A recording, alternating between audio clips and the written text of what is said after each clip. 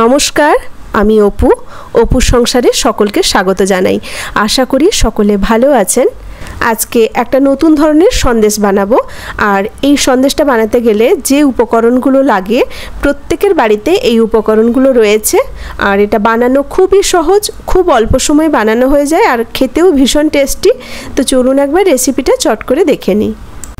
একটা পাত্রে আমি 1 লিটার দুধ ফোটাতে বসিয়ে দিয়েছি। দুধটা ভালো করে ফুটে গেছে।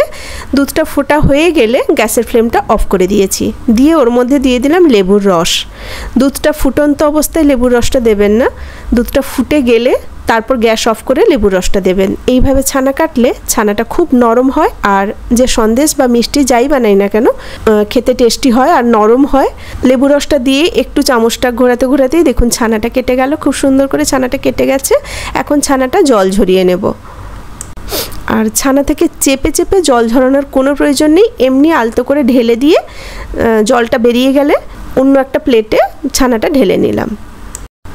এই ছানার মধ্যে দিয়ে দিলাম 2 চামচ সুজি, ছোট চামচে ভর্তি ভর্তি করে 2 চামচ সুজি দিয়েছি। আর দিয়েছি গুঁড়ো দুধ। গুঁড়ো দুধ দিলাম 3 চামচ। 10 টাকার যে গুঁড়ো দুধের প্যাকেটগুলো পাওয়া যায় ওটা একটা পাউচ দিলেই চলবে। 3 চামচ চিনি দিয়েছি, সন্দেশ তো একটু হালকা মিষ্টি হলে খেতে ভালো লাগে। আর দিয়েছি 1 চামচ ঘি। এবার এগুলো সব ভালো করে একসাথে মেখে নেব। মাখতে গিয়ে যদি একটু শক্ত মনে হয় বা মনে হচ্ছে যে জলীয় ভাবটা কম আছে, সেক্ষেত্রে ছানার যে জলটা সেটা অল্প অল্প করে দিয়ে এটা মাখতে হবে। তবে ব্যাটারটা একদম পাতলাও হবে না আবার খুব শক্তও হবে না, মিডিয়াম ঘনত্বের হবে। যে পাত্রে মিষ্টিটা তৈরি করব ওই পাত্রে নিয়ে নিয়েছি অল্প করে একটু ঘি। এবার ঘিটা ভালো করে পাত্রের গায়ে মাখিয়ে দেব। ঘিটা এরকমভাবে মেখে নিয়ে, ঘি না থাকলে একটু বাটার বা তেলও দিতে পারেন, দিয়ে মেখে রাখা যে ছানার ব্যাটারটা ওটা দিয়ে চারদিক থেকে এরকম ছোট চামচ দিয়ে এটা খুব সুন্দর করে বাইরটা প্লেন করে দেব। সন্দেশটা যেহেতু ভাপে তৈরি করব তাই গ্যাসের মধ্যে আগে থেকেই একটা ডেচকিতে জল বসিয়ে দিয়েছিলাম। জলটা এখন ফুটতে শুরু করেছে, ওর মধ্যে একটা স্ট্যান্ড রেখে দিয়েছি। এবার সাবধানে এই ছানার ব্যাটারের বাটিটা বসিয়ে দেব।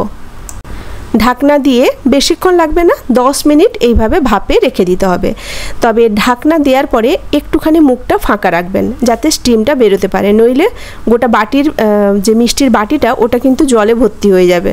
তাই বাষ্পটা বেরোনোর জন্য সামান্য একটুখানি ফাঁকা রাখবেন। প্রথমে গ্যাসের ফ্লেমটা হাই থাকবে, তারপরে গ্যাসের ফ্লেমটা মিডিয়াম করে দেবেন। 10 মিনিট বাদে আমি ঢাকনা খুললাম।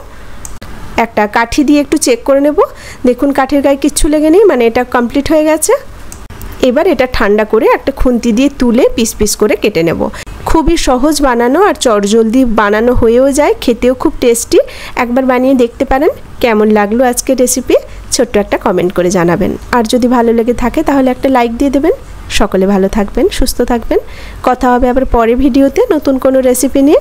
আজ এখানেই রাখি। নমস্কার।